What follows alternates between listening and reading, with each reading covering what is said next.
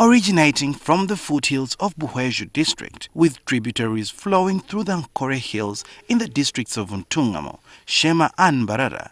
River Rwizi has been a source of livelihood for the people in these areas and also a major source of water for communities.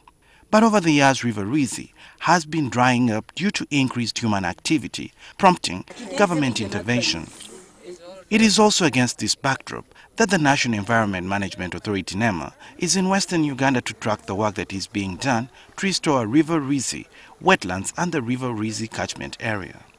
The NEMA board, staff and State Minister of Water and Environment, Mary Goretich Tutu, visited the Kanyabukansha Katara wetland system in Buhweju district, a natural drainage area of River Rwizi, which was encroached on and blocked by a local farmer, Grace Kansime. He has been really engaged a number of times, to the extent that we had to cause his arrest and prosecution in Kampala court. Because then, whenever we would bring enforcement to the ground, he would always come and do something contrary. So we are not going to allow just on one individual to destroy a whole wetland. You have a whole city. Mbarara is slated to be a city. And we don't want a situation of Cape Town where we ration water. So I'm directing NEMA, don't tell me stories. The law is in your hands. And with the police, let's enforce. The minister also met with the Buhweju district leadership, who raised the challenges they have been facing in the protection of wetlands and River Rwizi. And by now we would have had a complete recovery of that wetland. But it has not come up very well because animals still graze in. They still go in.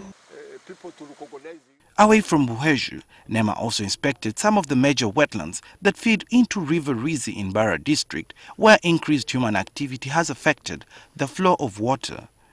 NEMA has been trying to restore these wetlands. The culprit had put there a lot of concrete, hard core, and the flow was no longer going away.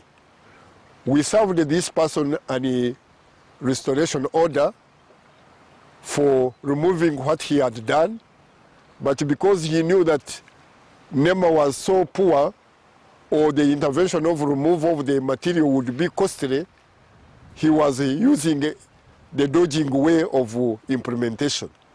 So NEMA had to invest in more money and bring back the excavators, the bulldozers, and we had to reopen the river.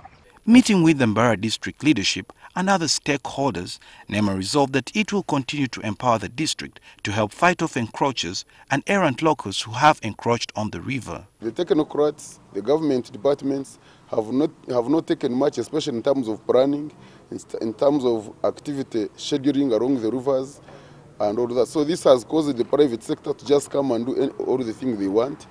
The factories just dump all their waste into the rivers. So when they dump, the rivers get blocked, and I think this is the challenge that we have. As you can see, we're in the rainy season, and it's from this kind of rainfall that Mbarara recently had flash floods, destroying property and also killing people. The possibility of that happening again cannot be ruled out, especially with heavy downpours and the flooding of River Rwizi, which has been affected by increasing human activity. Suhail Mugavi, NTV, Mbarara District.